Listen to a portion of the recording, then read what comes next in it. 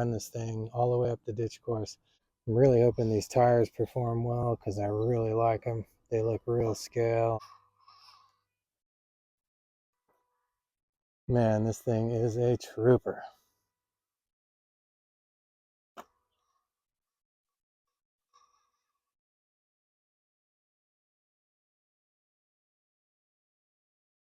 Welcome back to O Brothers RC. In this video, I will be doing the final upgrades on this MN-82. I've done a ton of upgrades already, and if you haven't seen those videos, go ahead and check them out. I'll put the link in the description. But there's just a couple more upgrades that need to be done. So let's go over what I've done, and then we'll go over what I need to do. I've added a 4-link suspension to the rear. I've also put portal axles in. I replaced the shocks with these shocks here that are out of a Panda Hobby Tetra 18. And I've added these brass wheels and tires to the front, and in the back I have the aluminum version of that wheel with the same 70mm tire. And yes, I'm running these backwards in the front for a reason. Or maybe they're upside down. And of course I've trimmed the front fenders a little bit to accommodate for these big tires. And that may not seem like much on paper, but it was a ton of work to get this 4-link in and to get these WPL portals to work on this MN model. As I mentioned in the previous video, these rear links are from an older MN-99 model. And none of these links fit the WPL axles. I had to drill them out to get them to fit, which has caused them to have a little bit of play, but not enough to cause any performance issues really. Now that we've been over what's done, let's go over what needs to be done. I still have some scale accessories here that need to be painted and installed. I also picked up a bigger 370 motor, and I'm really hoping that this gives me some more torque. It says that this motor bolts right in, but as you know, with all aftermarket parts, you just never know until you try it. Then I've got a whole list of stuff that I want to paint on the truck. I'm also going to go ahead and install these more scale looking 70mm tires. And I might even end up removing the brass wheels from the front, but we'll see how this motor does before I do that. Alright, I better get started breaking the truck down so I can get it taped off and painted. Then I'll install the motor between coats while it's drying. Alright, now that the body's off and in paint, let's see about getting this motor installed. First I just gotta pop it out of the bag. And then I gotta pop it out of this bag. And then I gotta pop it out of this bag. And then I gotta pop it out of this bag. Aha! And then we'll have to pop these parts out of this bag. Let's hope it works as well as it was packaged. To install the new motor, I'll need to remove the drive shafts and then 2 screws from the transmission. Then we can pull it out, take it apart, and get the motor off. Spoiler alert, I installed the motor and it's really weak. I'm not sure if I just got a bad one. It does turn a lot faster, but it doesn't have any low-end torque. So I'm not sure what's up with it. When something like this happens, really all you can do is just move on to the next thing. Now that I know I'm not going to be able to get any more power from a new motor, I really want to get rid of these brass wheels in the front. And I'm pretty excited about these new tires here on these aluminum wheels. I'm able to run this 1.3 wheel with a ton of offset because I actually cut these out drives. I took almost half of them off. It was pretty easy, except drilling the hole a little deeper was kind of difficult because when you cut it off, the hole here won't be deep enough to see the screw in, so you've got to drill it out and tap it with the screw. All right, since I got it apart, this would be a good time to take a look at how I mounted the shocks back here. I chopped the chassis rail so that the shock would have the proper angle, and then I just mounted the shock to the inside of the fender well on the body. The plastic's pretty thick on the body, so it worked out just fine. And it allows for the correct angles of the shocks so they don't bind. And then up front, I just kind of gave it a lift. I moved the mounting point down a little bit. There was a screw here holding this shock tower in. I just removed it and put the shock screw all the way through, and it works real good. All right, I'm gonna go finish painting the body so I can get this thing back together because I really want to see how it looks with these wheels and tires. Looks like the parts are back from paint and it's time to get this thing assembled. I just used flat black to add a bunch of different accents on the truck. So let's get the rest of this tape off and get this truck back together.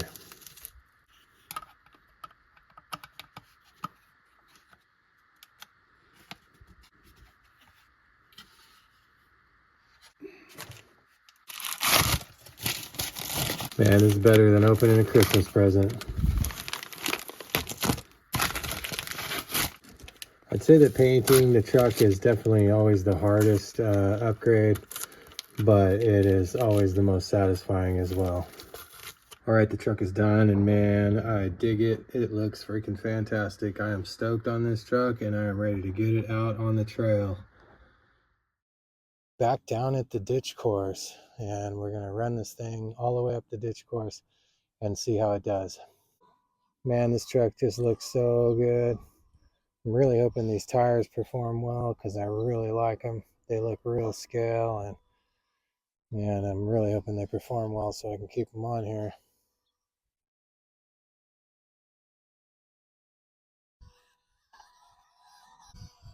All right, we're coming up on the next obstacle here.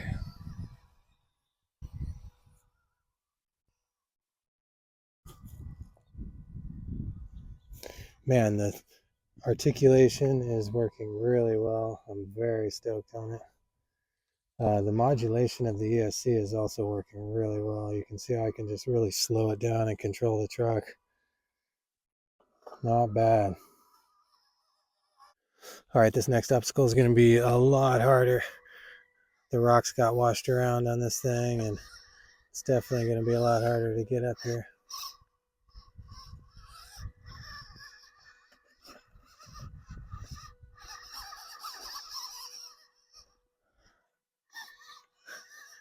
Oh man, this thing's such a champ. Get it, buddy, get it. Come on. Oh, there it is. Nice. This thing's functioning really well. I really like it. The slow crawl is not bad at all. And the articulation's great. The motor is still just a little weak, but really it's not that bad.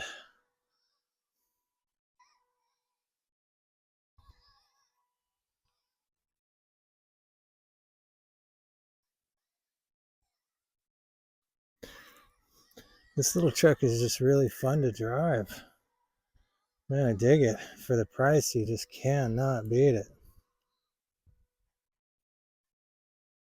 Oh, come on, little buddy. Get yourself back down on there.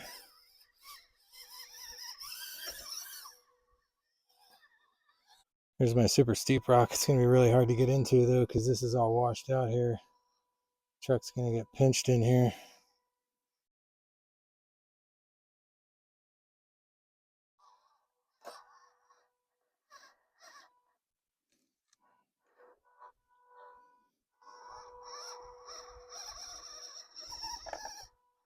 Nice.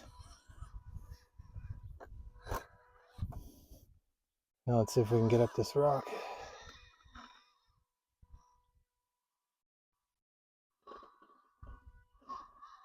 This is a super steep rock. It's about 60 degrees.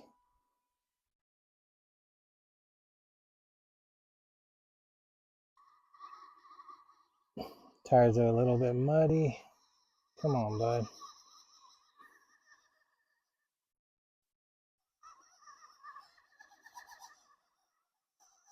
No dice.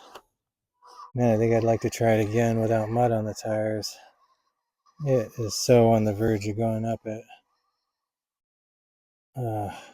Those brass wheels definitely made a difference here because I'm getting way more lift and I can't get up it. All right, I'm going to try to run it through some of these real big obstacles here and see how it does.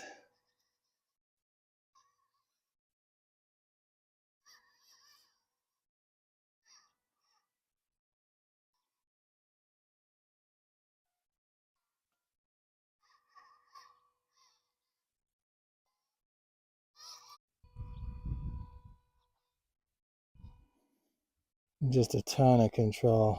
It's really awesome.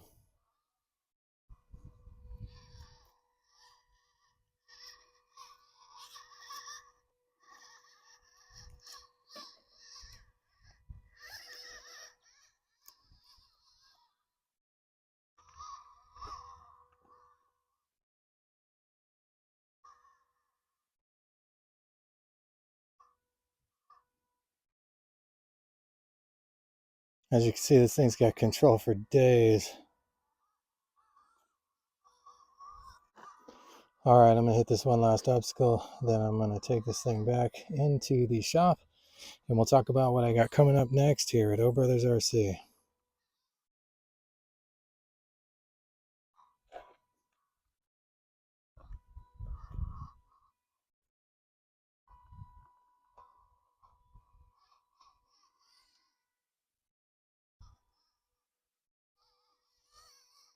That was awesome. This truck is fun to drive and looks really cool and really scale.